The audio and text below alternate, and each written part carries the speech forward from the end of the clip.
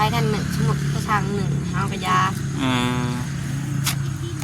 เป็นว่าผู้นั้นหนึ่งก่อนก็เอาไปนึ่งเนาะไพ่หนึ่งเลยกันแล้ว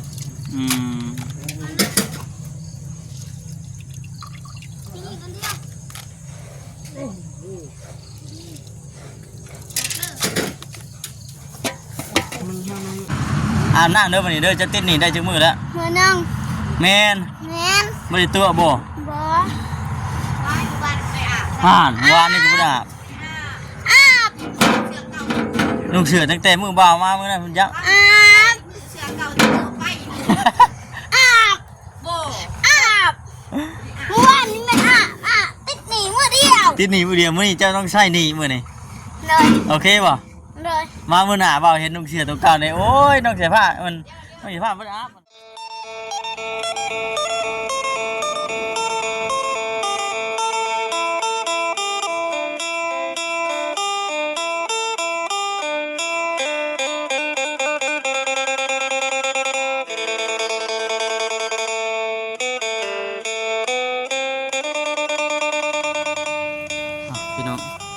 ก่อนอื่นก็มีแต่ว่ากราบทักทายสบายดีเด้อพี่น้องเด้อเนาะสบายดีพ่อแม่พี่น้อง FC กันเบิดสุขุสุขคนพี่น้องไอ้พวกเจอกันอีกคือเก่า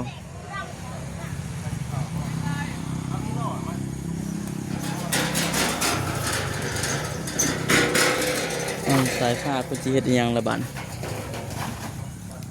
มีหยังนั่งเล่นเต้นก่อนนี่ลองรถปีนเด้อน้องสายผ้าเด้ออย่าบุญทวีสบายดีเฮ็ดยังบัดนี่นึ่งข้าวโอ้ต้มหน่อไม้บ่มื้อนี้มื้อนี้เขาอ้ายทีมงานอ้ายเพิ่นบ่ได้เข้ามาเฮ็ดเมนูยังกินมื้อนี้ในบ้านแล้วฮะส่งเสียงมาบอกอันนี้อ๋อรีส่งเสียงมาบอกแล้วว่าบ่ได้มามื้ออื่นมื้ออื่นเพิ่นมาเนาะแต่มื้อนี้เจ้าพากันเฮ็ดเมนูยังกินมั้ย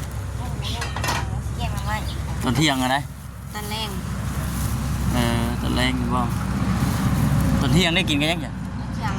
กินข้าวครับต้มมีค่ะมากินข้าวเช้าต้มมีกินข้าวกินตอน10 โมงข้าวเช้าถ้าตื่นมาก็เห็นเยอะเลยตื่นมาก็เป็นลุยเวียกต่อเลยคืนนี้นอนอยู่นี่บ่คืนช่างเป็นปุ๊บเอาช่างให้ปุ๊บเอา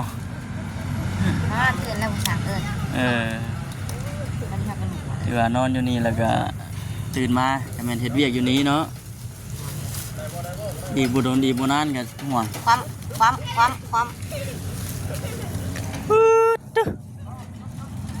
มึงขาก่อนบล็อกด้านนั้น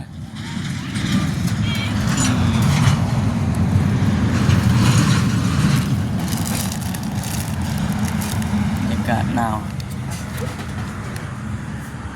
ช่วงเฮาว่างๆเฮาก็เก็บขี้เหงื่อขี้ตอมพวกมันแล้วขี้เหงื่อที่ว่ามันสะใจว้าว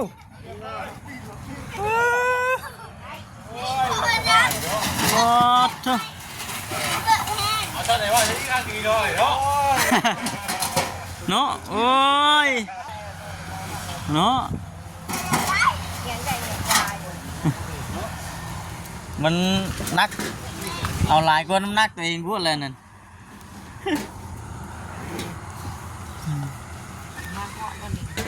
ฮะนักลายบ่เอาแห้งบ่ซ้ำมันนักมันยังนี่นะบอกนี่มันอยู่ในเทียนนะถ่ายเทียนนะว่าถ่ายเสอยู่ในเทียนนะพี่น้องปีนิกดิ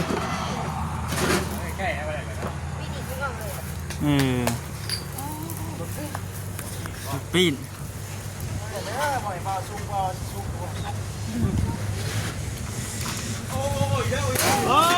ปีนอีกเลยสวยใช่ปะว่าจะบ้าคือสวยเลยสวยอย่างนี้เลยอีกมื่นจะเป็นเบิร์ดเลยเนาะน้องทีวีเนาะ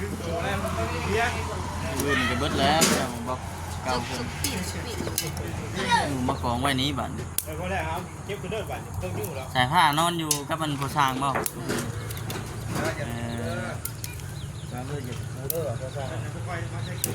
มันคือมีงูเนาะอยู่แถวนี้เนาะมันมาอยู่แถวบล็อกอะไรอย่างเงี้ย กี่ยังลายกี่เคยมี ตะกี้ยังหลายป่ะตะกี้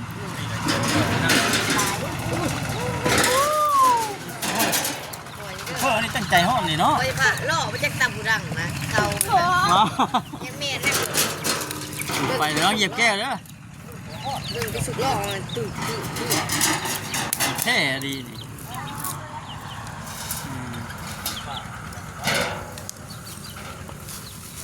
เบิ่งน้องบุญทวีเพิ่น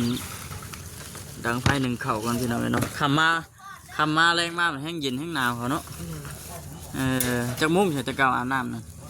เอาวันนี้เขาอาบ6 โมง มื้อนี้ได้สิอาบอยู่มื้อนี้อ้าวยังบ่ฮู้อยู่ติดหนี่หรือว่าเซ็ตไว้ก่อนบ่ ที่ก็อาบเพื่อน น้องใส่ผ้านี่ยันติดหนี่ไว้อยู่อีกเด้มื้อนี้ ว่ามันการเห็น อ๋อบ่ได้เหรอเอาขอน้ำมือแล้วพี่น้องเอ้ยอีกจักหน่อยก็ยังเย็นแล้วบัดนี้ก็สิฮอดยามฮอดหยังมันน่ะถือว่าเป็นอีกมื้อนี่ก็ถือว่าเงียบอีกพี่น้องเนาะเพราะว่าทางทีมงานอ้ายเป็นก็ยังบ่ทันได้ขึ้นมา วิทย์ได้จ้ะค่ะ ยังคาเวียกอยู่กับพี่ก็คือจะเห็นอยู่บล็อกเรือก็เอวเพื่อนนี่บ่ยังมวนว่าเรือเนาะกดกองไว้หันแต่อยู่มากองไว้นี้บัดนี้มาที่หอเพื่อน ฮะ มาที่หอเพื่อน เห็ดของเพื่อนก็ทางไหนก่อนก็ตัวนั้นบ่ขึ้นไปเบิ่งไปเป็นไงเถอะติดตามเบิ่งน้องบุญทวีเพิ่นเข้ากันพี่น้อยเนาะ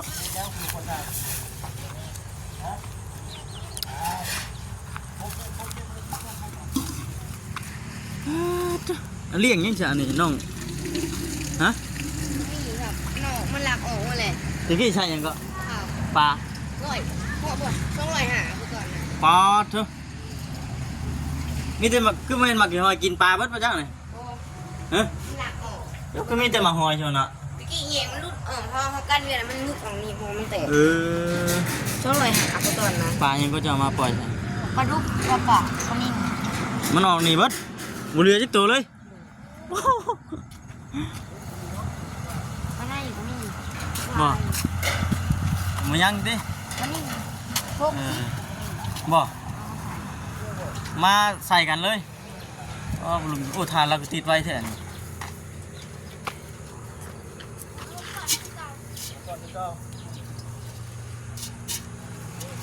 นี่เป็นอยู่มันนี่เป็นเขาเฮ็ดเมนูอย่างเนาะเป็นแรงน้องบุญทวีมึง แกงใหม่ แกงหน้ำใหม่บ่เครื่องมันได้ครบอยู่บ่เครื่องมันต้องมีฮะโอเคเครื่องนี่มันต้องมีอย่านางผักขะแยง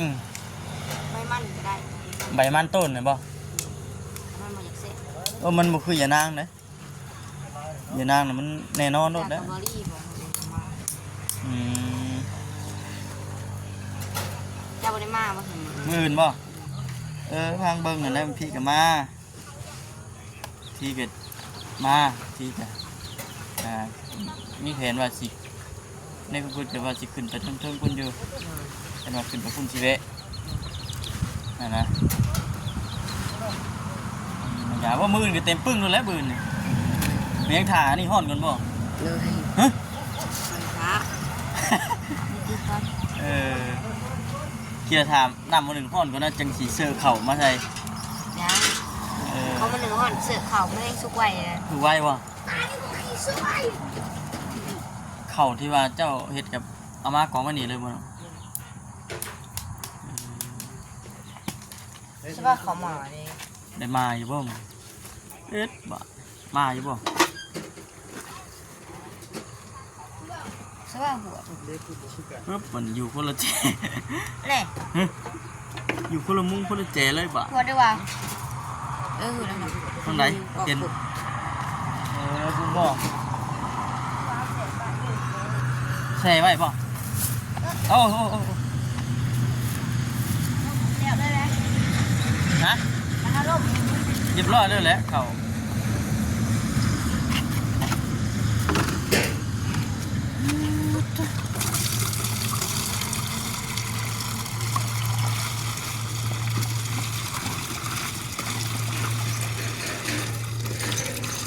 ประตูบ่ได้ออกมาบ่หามดิประตูเจ้าบ่ได้ออกมา ปล่อยนี่ว่าเลยนาหัวมันซัดเก็บมันเตะเลย เออ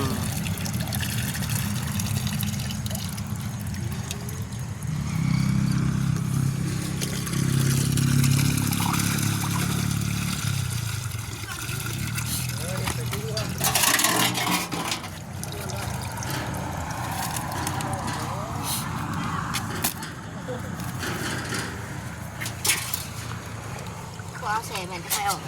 อ๋อ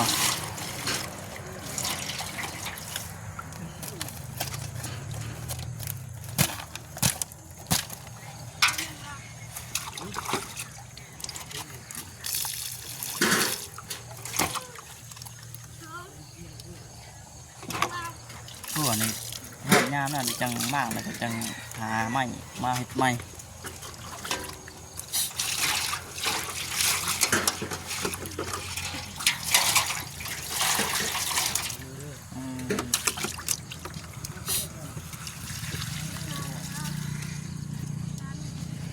ที่จะเปลี่ยนกันหนึ่งบ่กับมันน้องใช่ปะ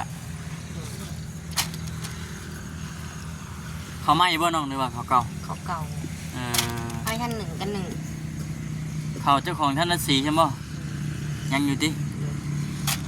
ให้ท่านหนึ่งสมุดกระชังหนึ่งห้างกระยา เออ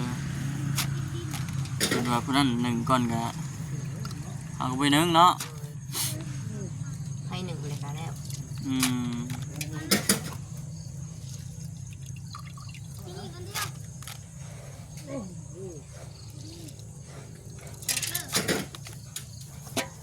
มึงเท่านั้น อืม กระชังหนึ่งกระชังหนึ่ง จังโมงก็จะตื่นตื่นละ โอ้ยโคตรเลย 6-7 โมงบ่ ฮะ 6-7 โมงบ่ตื่นแต่เก่า โดย อืม กระชังเราตื่นทุกโมง โอ้ไปเช้าคนควรอยู่ กระชังเราไปปลุกในขางพาแล้วตกพาผู้เราไปดีดทางลุก โอ้เออ ตอนจะวิทย์ทางลุกนะยังพังกินเทนอนอยู่ บ่ มันลุกยางขึ้นมาแบบด่า อ่าก็เฮ็ดเวียกคือปกติคือเฮาซอยเพิ่นนั่นแหละสุดท้ายเฮาเฮ็ดซอยพอสร้างได้ก็ซอยเพิ่นเอาเฮ็ดของเฮาเองเด้อดทนเอาและเมื่อยก็ได้ใส่ผ้ากับโป๊ใส่ผ้าลุยรถปีนตะพึดตะพือเอาสลีจนเมื่อยแล้วก็ได้จนเมื่อยเนาะผมอยากตามก็ได้ เมื่อยเนาะจอดไปเด้อเนาะสบายดี เถอะจบคลิปนี้ก็แม่นสิได้เมื่อปะสายผ้ากับมันบุญทวีแล้วบัดนี้ คุณแล้ว เอาเฮ็ดได้จัง เมื่อ ไม่เมื่อซ้ำบัดนี้ปึ๊บ มาใช้ผมว่าเมื่อฮะ ให้นอนใช่บัดนี้ เมียกับลูกบ้านที่ห่อเลย ฮะ ให้อยู่ค ให้อยู่คำพูด คำนั่นเลยแต่เป็นตกดินนั่นแหละ ำยัง แต่เป็นโชคดีเลยเนาะ ไหนเราเอ้ย ยังบุคำสม เนี่ยโมคำชอบไป ยังบุมืดเปิดไพ่ จะเปิดให้ผู้ เป็นยังคือใหม่เมื่อ เปิดไพ่วะเนี่ยวะเนี่ยเปิดไพ่เหรอ พอแล้วบัดนี้ พอแล้ว พอแล้วพอแล้วพอแล้ว ว่าเขาไม่เลย ว่าเมื่อยแล้วพอแล้ว คำละเมื่อแล้วเนาะเลยพอแล้ว ไพ่เปิดไพ่แล้วแป๊บนึงเลยเปิดไพ่ อืม เปิดได้ อย่างไรเนาะที่ว่าสำเร็จสิ้นแล้วบัด เปิดไพ่นะ ห้องน้ำแล้ว ไป ก็ ไปเดี๋ยวบ้าจะได้เมื่อยนะคำแล้ว โอ้ยคำแล้วบัด ไป นี้ แล้ว แล้วพวกลูกเลย คำแล้วคำแล้วพอดีแล้วเจ้าค่ะ ไพ่คือกันอันนี้ก็ดอกไพ่ ต้องบุญต้องมันใส่ผ้ามันอยากให้เมื่อยอีกแล้วหน่อยเนาะ ดอกไพ่ พี่เจ้ากับหาหน้ามันไม่ถ่าดิ ฮ อน้ำบริเราบอกมา เฮียงบัน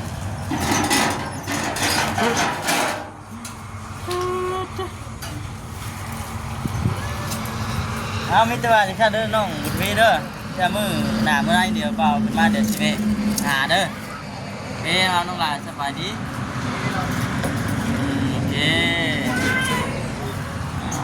บุญทวีไม่นั่น ใส่ผ้า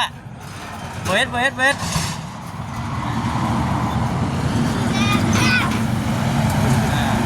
อาบน้ำเด้อวันนี้เด้อฮะ ปะ บ้านก่อนเลยอาบน้ำเด้อวันนี้เด้อจะติดหนีได้จังมือแล้ว มือนั่ง